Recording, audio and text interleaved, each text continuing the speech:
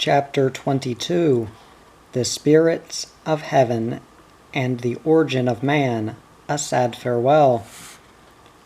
Once upon a time no men were yet on the earth, and no Kite Pod in heaven.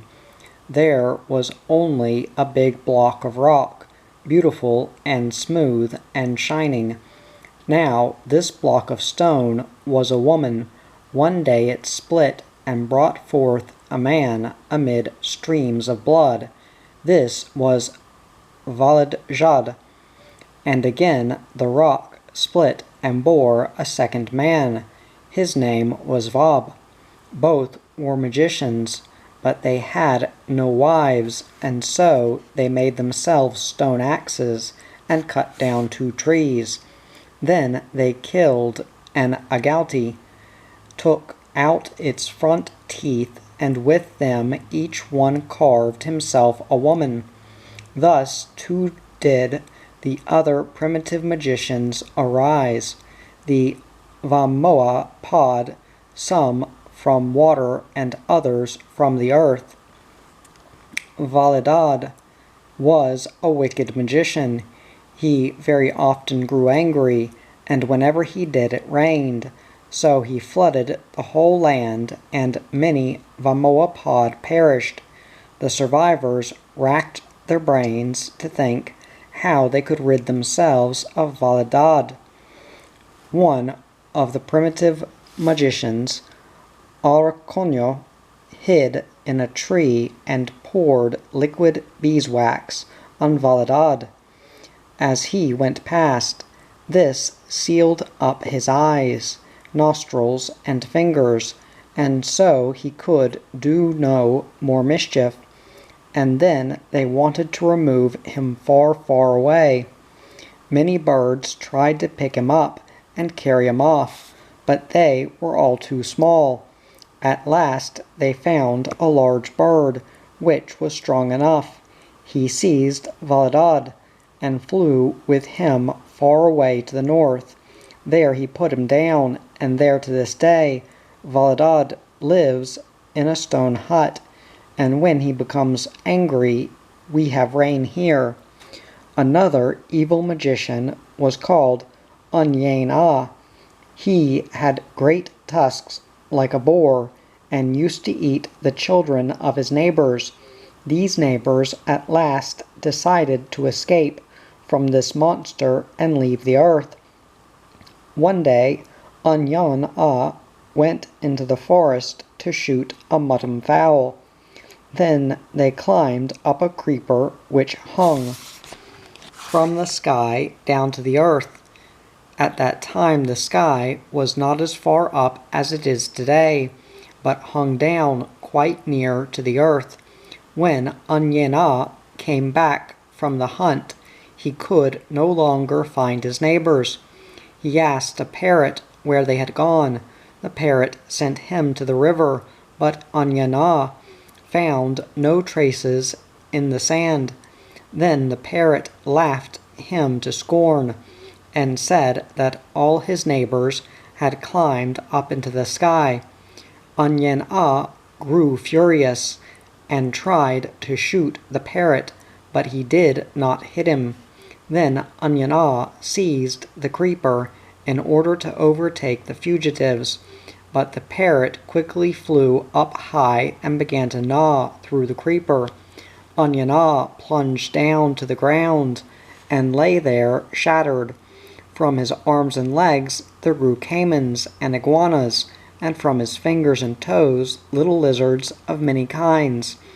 The vultures ate the rest of him. Since that time the primitive magicians live up in heaven. They are the Kite Pod. A few of them still live on the earth, but very far away from here. Many of the Kite Pod look like men, but they have their peculiarities. One talks through his nose, another has a twisted mouth, and a third, Vamoa Toga, has a navel a span long, and none of them has any hair on the back of his head. But there were some primitive magicians, in this heaven who had animal form. There was a Sapaujiao monkey, a black monkey, a howler monkey, and many others. They, too, were proper magicians, said the Indians. They can talk and sing like men, and when here in the Maloka the magicians sniff tobacco and ampe, then the powder also goes up into the noses of those monkeys in heaven. They sneeze and come down to earth from heaven to take part in Vito's magic ceremonies. Ordinary people could not see these dwellers in heaven. Only our magicians have dealings with them during the raising of spirits. Then the Kite Pod come into the Maloka, and the souls of our magicians go to heaven and wander through the most distant places of the world. There they receive from the spirits mysterious yellow grains, the pagab. With the pagab the magicians bewitch and kill their enemies. Vito gave me a few of these golden yellow grains as a keepsake. One day, with a particularly solemn expression, he called me over to where he slept, and took down one of the long, thick bark tubes in which he kept ornaments and many other things. He now brought out his magic objects, the Tapari, all of them, and the Arakapu, Veyoro, Makurap, and Arua are terribly frightened of them, and the head magician rummaged in dry, dusty maize leaf wrappings and drew out small yellowish grains which looked like gum copal. In grave and measured tones he told me from which divine spirit he had received each grain during the said mysterious conference. He was able to sing the favorite song of every one of these beings, for it is not merely human beings and Pabid, the souls of the dead, who can sing, but also Kite Pod, including those who are monkeys, crocodiles, armadillos, and bird spiders. He, Vito, had listened most carefully to them on the journeys which his soul used to make through the universe during the magic ceremonies. I also received a few morsels of red uruku from this generous chief magician. One night he had fetched them from the far end of the world, or so he said. A solitary pair of primeval magicians living there owned large plantations of uruku plants and prepared the dye in their cooking pots. The Tapari also had their own tale to tell about the origin of man. Long ago there were on the earth no Tapari or other men. Our ancestors lived under the ground, where the sun never shines. They suffered great hunger, for they had nothing to eat but wretched palm fruits. One night they discovered a hole in the earth and climbed out. This was not far from the tent of the two primeval magicians, Arote and Tovapod. There they found ground nuts and maize. They ate some, and next morning they vanished again into the hole between the stones, from which they had emerged. This they did night after night. Arote and Tovapod believed that it was the Agautis which were stealing their crops, but one morning they saw the tracks of men, and found the holes through which they used to creep out. With a long pole they dug about in the hole, and prized out the stones. The men began to stream out in great hordes, until the primeval magicians closed up the hole again. But the men were ugly to look upon. They had long canine teeth like wild boars, and between their fingers and toes the flesh was webbed like a duck's. Erote and Tovapod snapped off their tusks and shaped their hands and feet. Since then men have no longer had long tusks or webs, but beautiful teeth and fingers and toes. Many men remained in the earth. They are called Kinono and still live there. One day, when all the people on earth have died, the Kinono will come out of the ground and live here. But the men whom Erote had let out of the earth did not all find room in the same place. We Tapari remained here. The others wandered far away in all directions. They are our neighbors, the Arakapu, Yabuti, Makurap, Arua, and all the other tribes. The Brazilians, Bolivians, Americans, and Germans, and your father's tribe, the Suizos. They all come from here and migrated a long time ago, because there were too many men crowded together, added Vito, thus fitting his newly acquired knowledge of geography into his general conception of the scheme of things in a very simple way. For during the past months he had lost no opportunity of listening to the music and the foreign voices whenever I had the radio on. Indeed, he had often asked me of his own accord to get out the set, Apsi Emahe Iab, he called it, your father's language container. I had tried to explain to him as best I could that the singers and musicians were not sitting in the box, but that the voices came from the distant Moluccas of foreign tribes, where the people were at that moment engaged in talking, singing, and probably also drinking and dancing.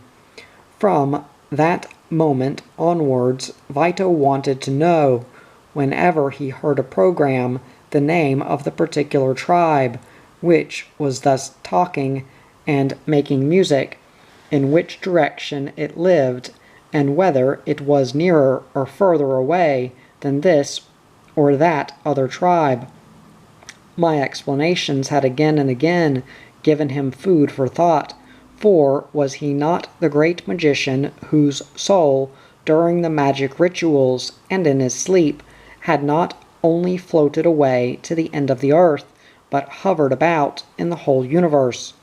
How was it possible then that he had seen nothing of all these peoples, and how could he justify such ignorance to his own fellow tribesmen? My radio set had probably made his mysterious peregrinations dubious to many of the Indians. I should have very much liked to know how this wise man would get round such difficulties. So now I knew all about the founding of the human race, and the reason for our tolerable good looks. We owe both to the two divine magicians, Erote and Tovapod, and the Tapari believe that even today there is not much difference in the way in which every human being is produced. The Tapari, of course, know well enough where babies come from, but they think that this is far from the whole story. A woman cannot become pregnant unless one of the two arch-magicians, Anataba and Kulabe, float down to her at night and brings her a little child. These children grow out of the flesh of both Kite Pod and are about a span high. The divine spirits detach them from their bodies, approach a sleeping woman with them, and charm one of the whimpering little beings into her womb. There it develops and grows, and at last comes into the world. But if these heavenly magicians will not bring one of their babies to a woman, she can never bear a child. I listened to the Indians for hours, tried again and again to bring the conversation on to the subject of the mysterious spirit world, and asked question upon question. And so the long-awaited day for my departure drew near, almost too soon. Iad's chicha was running low. It was already the third morning of his carousal. Vito, bush knife in hand, came to fetch me. "Let us go out into the field to do some weeding," he said. "Yes, you go by all means," I replied. "In the meantime I will get my baggage ready." But that was where I was wrong. "When the sun is high, you will still have time to pack," was Vito's answer. "Let us go and work now." His expression did not admit of any argument. Accompanied by a few men and youths, we went out to the field and worked the whole morning.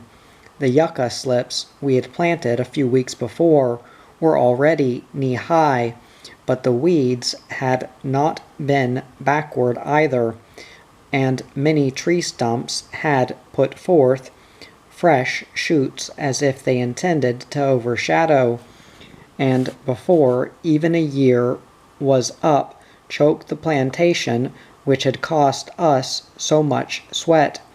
At last the chief seemed satisfied.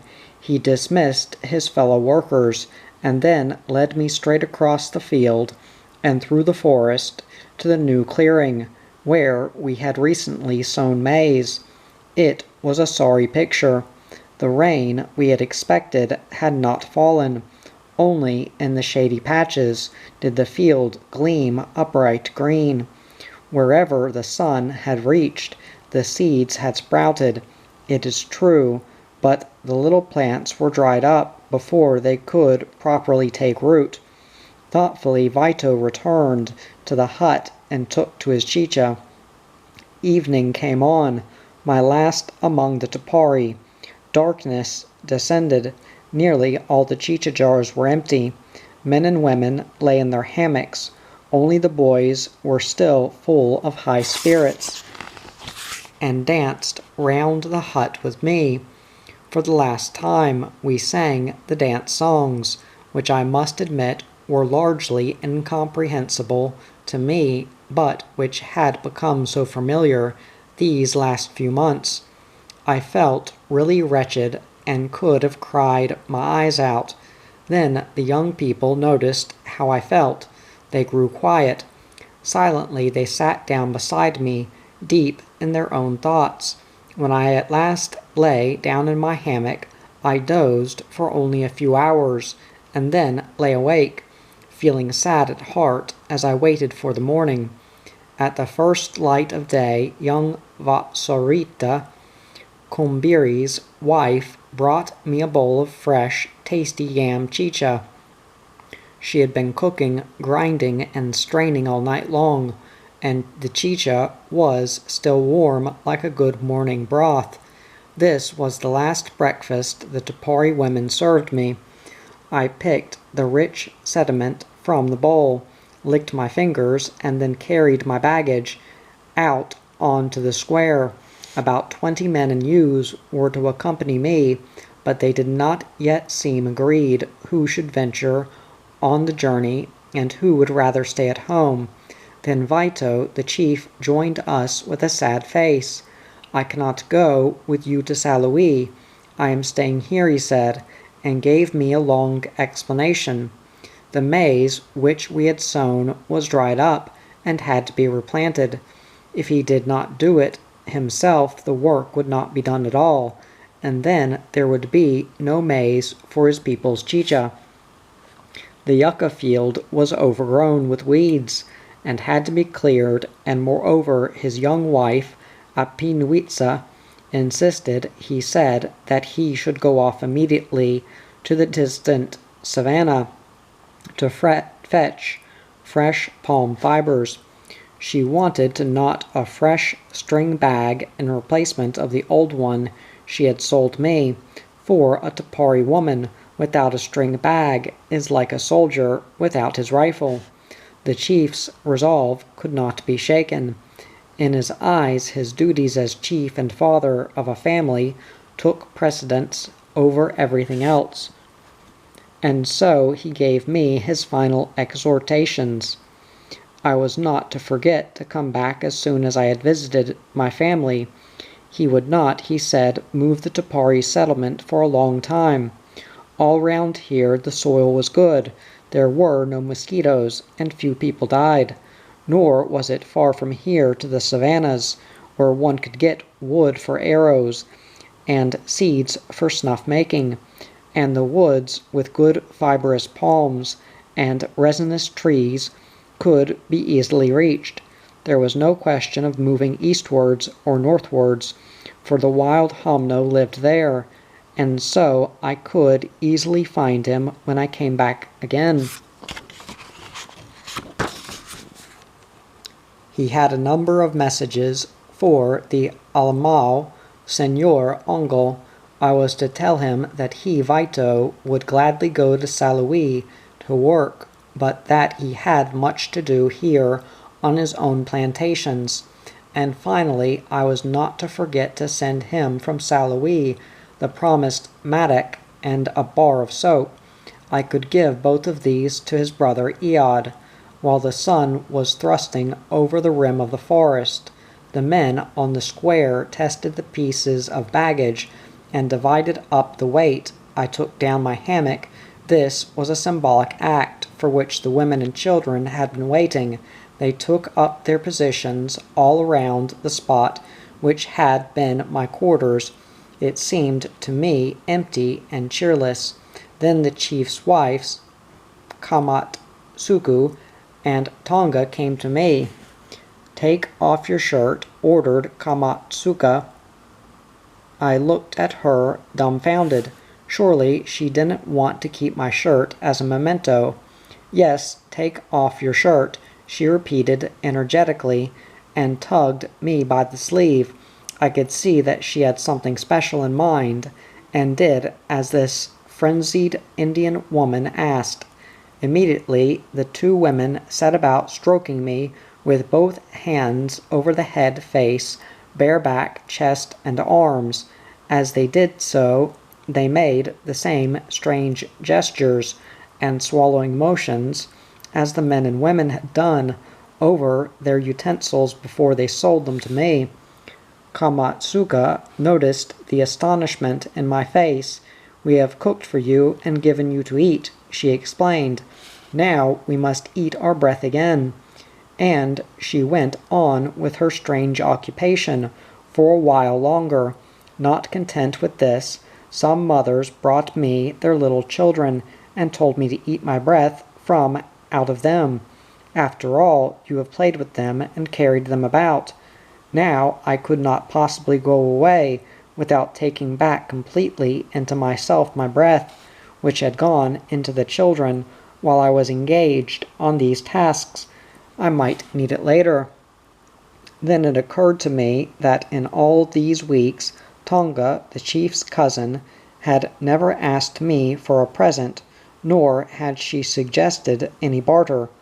True, I could not forget all the worry she had caused me with her incredibly persistent wooing, but in spite of it all, she had been a kindly soul, and had taken a lot of trouble over my bodily welfare, and so I wanted to leave her a little keepsake when I went. "Which of my things would you like to have?" I asked her. "A mirror, a comb, or what?" Tonga squinted at me and answered softly, "Why do you wish to give me anything? Now you are going away, and I shall die here." I could not believe my ears. Was it possible that a naked Indian woman, a savage, could ever voice such a sentiment? "Kadka, what do you say?" I stammered in confusion. She repeated her words.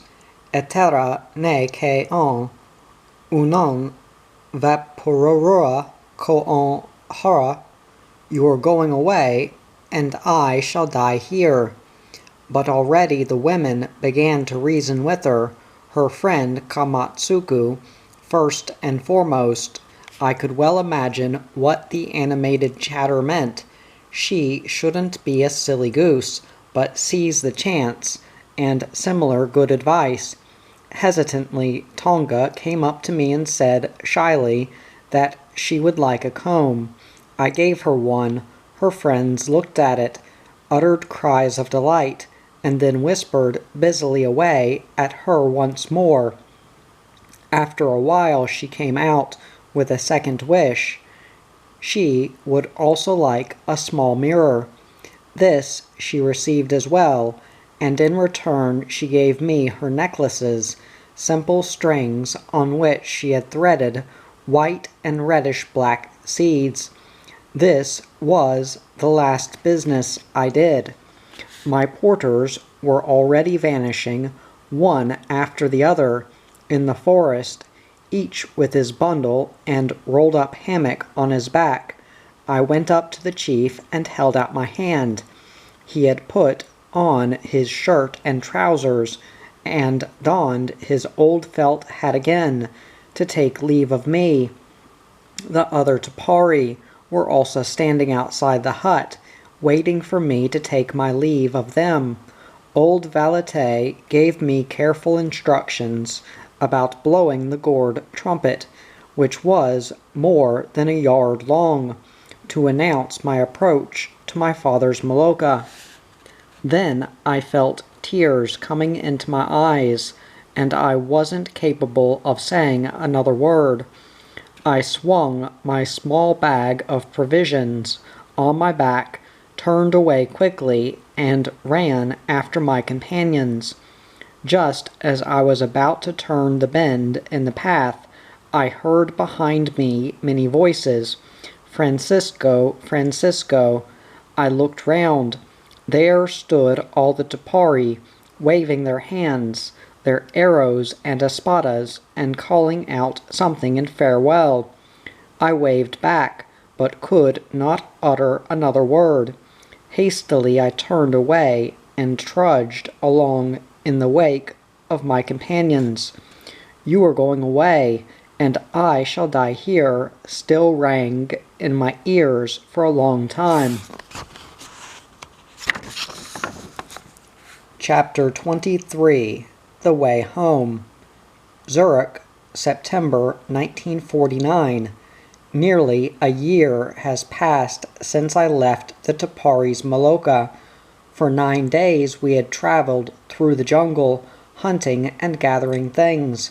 We had visited the Arakapu and the Abuti, or spent the night in the open. Tomas Antonio we found quite well. The old chief, magician, and poisoner had got over his serious illness. We stayed with him for 2 days.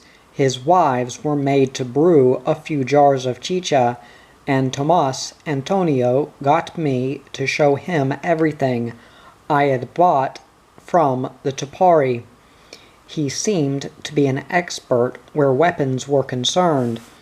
It was not for nothing that he was reputed to have almost cleared his neighbor Tababa's hut of men in treacherous, merciless guerrilla warfare only a few years before. On the last day of our journey, a few rubber gatherers joined us, among them Andre, the mass murderer. They were highly delighted that they should have happened to fall in with us when they did. They wanted to help announce my return to civilization in a fitting manner. They all loaded their guns, and when we came out into the clearing, in single file, and the huts of Saloui appeared, before us an ear-splitting din of shots from revolvers and shotguns rang out. It was not only the inhabitants of the settlement who greeted us, for there in front of the administrative building stood the owner of these vast forests, small and spindle-shanked just as he had been when I had made his acquaintance in Guajara. In the course of his mission as police chief on the upper Guapor, the old man had come with 2 soldiers to set his estate to rights as well. But 2 of the 3 members of this detachment were already hors de combat. The leader and one of the soldiers had trodden on a stingray down by the river. One of them, with his swollen foot, could not move another yard, and the other could not even get his shoes on. So the pursuit of two fugitive criminals seemed rather unpropitious. One of these, a huge negro, had caught a small Indian woman, bound her to a tree, raped her, and flogged her into the bargain. So ran the rumors, and naturally all the women in Salouie were scared of this violent man and scarcely ventured to show their faces out of doors. The other wanted man was a thoroughly bad fellow, who for a long time had been inciting the workers to mutiny and had even promised a Ujibwe Indian a shotgun if he would murder Senor Ongle from behind. Although the two men had never been close friends, when they heard that a police detachment was coming to Salouie, they had run off together, taking with them whatever they could carry on their broad shoulders. Besides, this Senor R. had many a score to settle with his rubber tappers. One of them had stolen something or other, another had seduced a half-grown girl, others again had been caught rowing down the river with bag and pack instead of working off their debts. The most minor offense with which these sinners were taxed was that they had heedlessly ordered provisions and other goods to the value of thousands of cueros, and lived a gay life instead of working and paying their debts. There was also a trade in women and girls in these forests, but it was difficult to take any steps against it, because the Indians themselves on occasion sold their daughters or sisters to the highest bidder among the rubber gatherers, usually for an axe and bush knife, or a shotgun. Moreover, many of these women seemed to find positive pleasure in being hawked about from hand to hand by foreigners, both black and white, like some piece of valuable property. Wanton damage to the rubber trees, slander, breaches of the domestic peace, attempted blackmail, and similar less serious offenses could simply not be punished at all. Otherwise, almost the whole colony would have had to go off to prison in Guajara or Porto Velho. Small wonder that the old man, who was here both prosecutor and examining magistrate, realized that it would have been better for him to run his estate on the old, modest basis, employing only Indians and the absolute minimum of key white workers, as he had done years before. Instead of this, he had let himself be carried away by the prosperity of the war years, now passed, into flooding his profitable business with a horde of idlers who not only brought him in no profit, but ate a lot, worked very little, infected the once industrious Indian workers with their own laziness, and, to crown all, set them at open defiance with the boss. But the innocent Tapari felt themselves far more threatened by the presence of the police detachment than by the white and black scoundrels. The police were of that tribe of soldados whose sole aim was to lock men up, torture them, and kill them. And another thing, too, spoiled for my companions their stay in the settlement. 2 or 3 rowers who had come up from the Guapore River with the old man had colds and had infected the Indians. In a trice, half the Tapari were lying ill in their hammocks. They sneezed and coughed incessantly. They began to have pains in the head and chest. They ran a high fever, and could already see the approach of death, which, in this form, had wiped out nearly all their tribe. The Indian village was transformed into a field hospital, though a poor apology for one, for the Tapari had neither beds nor blankets, or any of the other conveniences, without which one cannot conceive a sick bed. Signor Regino, that tried friend of the Indians, did what he could to help the distracted patients, and prevent the worst from happening. Every day he had a decoction made from the bark of the ampe tree, and every Tapari, sick or well, had to drink a few mouthfuls of this dark and horribly bitter stuff every morning. An Arikapu magician who had accompanied us tried all conceivable magic arts, and I tried my luck with the few cibazole and aspirin tablets which I still had left. We also took care to see that the Indians with fever did not go to cool themselves in the cold water of the stream. In this way we at least avoided any deaths among the poor fellows, but when about 14 days after the worst was over, there was no restraining them. The Tapari wanted to get away from the habitations of the white men, which had once again shown themselves to be more of an arena for evil spirits and a hotbed of terrible diseases than anything else. They intended to spend 3 days with the Arikapu and take snuff and ampe, they said. In this way they would drive out the Qatar and return healthy to their families, who away there to the east, 8 days' journey beyond the wood and hills, were waiting for their fathers, brothers, and sons. I gave each one his pay as a porter, a knife, needles, thread, sweet-scented hair oil, on which they were particularly keen, and anything else I found in my bags.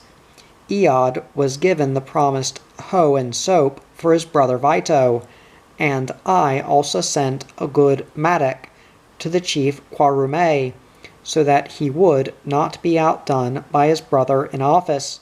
Sadly, we took leave of each other. Once again I was reminded to come back again soon. And then the naked men vanished with their little bundles in the forest.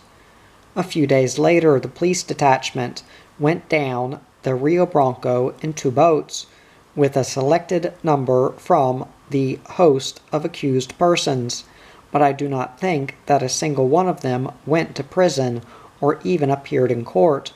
The heat of the jungle seems to have the special property of strangely blunting the memory of those who live in it, and of evoking an infinite sympathy for all human weaknesses.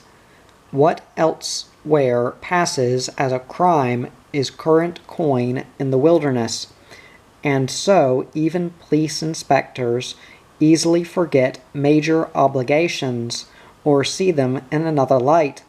True, they may in a fit of anger decree much which is harsh and not according to regulations, and to be found in no legal code, but equally often life leads them into closing one eye, or even 2, and letting well alone. Without realizing it, the old man had given me a slight shock. It was through him that I first learned that Brazilian law forbids visits to Indians in the jungle. Indeed, that any infringement of this regulation is punishable with 3 years' imprisonment. Foreign travelers, rubber gatherers, or explorers may enter those jungles only with special permission, and even then only in the company of an official of the National Indian Protection Service. When I was in Guajara, Senor R. had himself, at the time, encouraged me to visit the Tapari, but now he warned me that a month or two ago a new inspector of the Indian Protection Service had been appointed, who had already received information about my journey to the Rio Branco and had several times made detailed inquiries about my activities. A nice state of things. If the zealous inspector decided to act according to the letter of the law, he could at any time arrest me, put me into prison, and confiscate my possessions. Then I should probably have seen my bows and arrows, films, and diaries for the last time, but it was no use worrying. It was too late to observe laws of whose existence I had not even dreamed, and still too early to lose any sleep over it. At the beginning of December I left the rubber bar cow. A lighter carried me and my baggage downstream, together with a few tons of rubber. 3 days before Christmas we reached the mouth of the river. The Guapor was already running high and covered the banks, almost up to the inshore slope. During the 7 months little had changed in Amondo's hut. Under the open roof he had had a little enclosure made behind which he rocked to and fro in his hammock, and where he also kept his goods and chattels.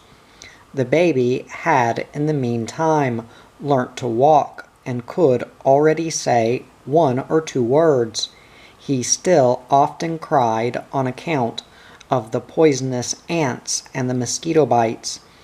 I stayed for a long time with Amondo over Christmas and the New Year until 12th night, for his assistant Jordao, or Topto as his fellow Tapari called him, talked more freely every day that passed, and I was learning from him a great many things about which Vito and his people had of necessity left me in the dark. He told me the love and marriage stories of all his fellow tribesmen, as far as he could remember them. He knew which wives had changed their husbands, until at last they had had a child, and their future was assured. He knew the reasons why many a man was accustomed to beat his wife, or even sent her away.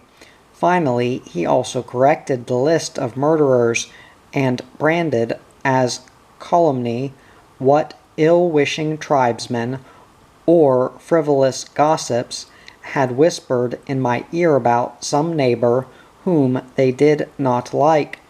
He explained to me the meaning and origin of many proper names. He was able to add all sorts of things about the spirits, and could interpret many of the detailed incantations which the magicians, and especially his uncle Vito, used to carry out. One day I was in conversation with Topto. We reached a dead end. That always happened when his head was in a whirl from the host of questions I had asked him. But I would not be put off, and I practiced a little Tapari conversation with simple questions and answers, which I immediately entered in my notebook. Tapari Neon was one of my silly practice questions. Are you a Tapari? And then I heard the most surprising of Topto's statements. He looked at me contemptuously, proudly struck his chest, and replied, Tapari on, va ka on. I am no Tapari, I am a Vakarao. I was utterly taken back. How could it be that Topto, the nephew of Vito, the Tapari chief, was no Tapari? I made no secret of my doubts. Then, for the first time, I heard about the growth to nationhood of my Indians.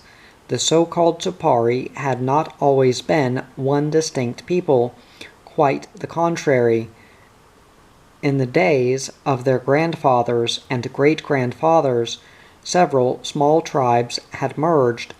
Of every man and every woman Topto was able to say, without hesitation, of what extraction they were. There was only one man left out of each of the Vaikorota, Ome, and Minciato tribes.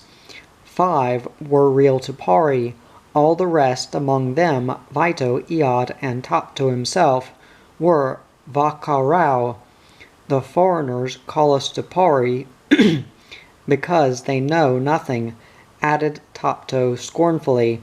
Even the present language of the tribe, he said, was not the old Tapari, for the minorities had adopted the language of the Vakarau. But people could still clearly recall how the various tribes had spoken, and Topto told me a few words of the real Tapari language. Ought I now to rechristen the tribe and call it more accurately Vakarau? I don't think this is of real importance, for even those Tapari who are not Tapari at all had adopted the idea and used the same general name, at least in their dealings with the outside world. To explore the Amazon or just one of its tributaries requires years, decades even. One cannot do the job sitting in a village, but must oneself take a full share in the life of the men who have grown up in these districts. One must work, hunt, fish, row about in canoes on rivers and lagoons, wander with bush knife and shotgun through forests and savannas, and at evening sit by their tiny fires and listen to the tales they have to tell. How many years would it take to find out everything worth discovering about the Rio Guapur alone? In those 6 months I had penetrated just one tiny corner, and even this corner had revealed to me only a few of its secrets. You would have to spend a lifetime there, but as far as I was concerned, the time had come to move on. A rubber merchant wanted to take me with him in his motorboat as far as his home near the village of Costa Marques, which lies about halfway between the Rio Branco and Guajara. Like many of the merchants and traders along the rivers, he hailed from Greece. In many years of hard struggle, he had grown to know the country and its people well, but he did not seem to have overmuch confidence in them, for every time the motorboat put in at a settlement, he stuffed his Colt 38 into his belt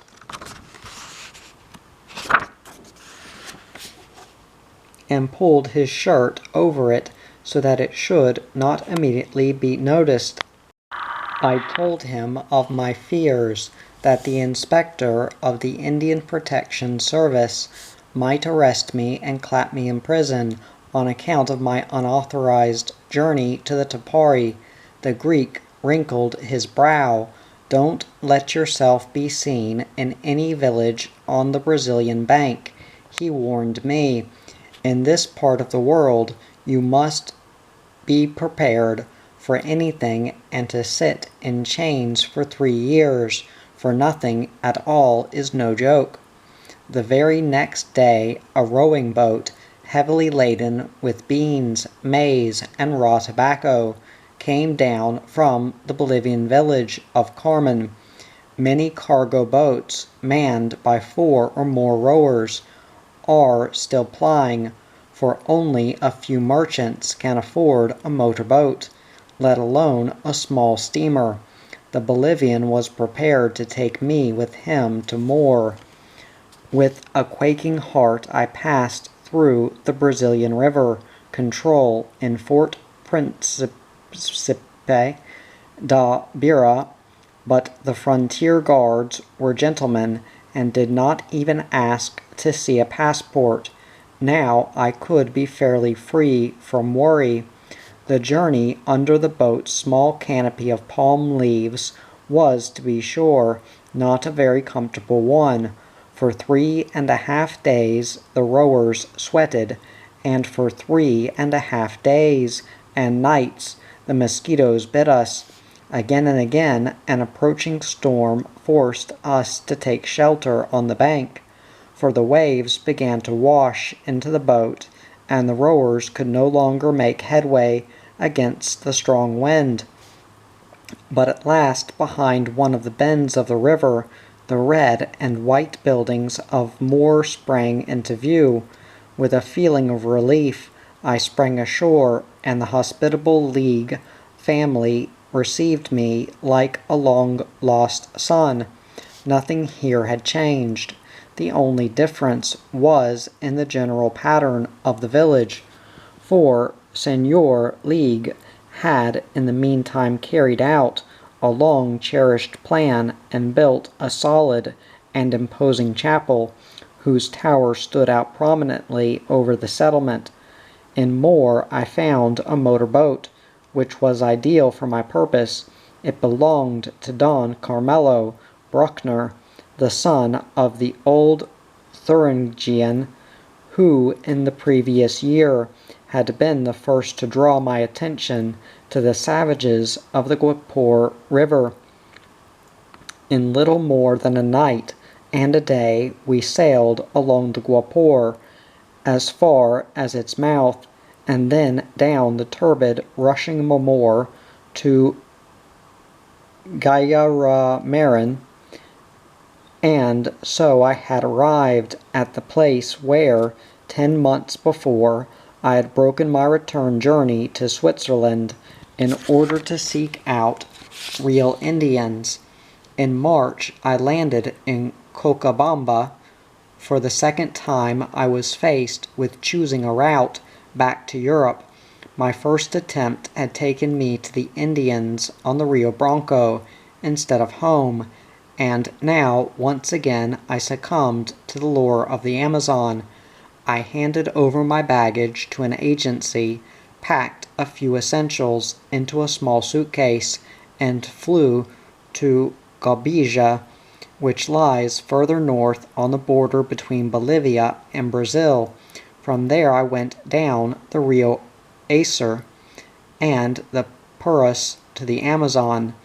The luxuriant splendor of the landscape and the charming friendliness of the Brazilians made me forget that in this magnificent country I was liable by law to serve 3 years in chains for my unauthorized visit to the Tapari Indians. More than a year late, I returned home at last to the autumn and winter of Switzerland. Postscript. Now you will go and visit your father and mother and your brothers and sisters, then you will come back to us. That was how the Tapari pictured the future course of my life. They could not conceive that I could possibly fare better anywhere else than with them. I traveled back to Europe, and more than once I thought with affection of these Indians, although I did not think of returning to the jungle. However, barely 6 years after saying farewell to them, I was once more on the way to their Maloca. In February of 1955, in the middle of the rainy season, I arrived among them after a hard trek through the jungle. But they were not the Tapari I knew. Of recent years, a far-reaching change had taken place.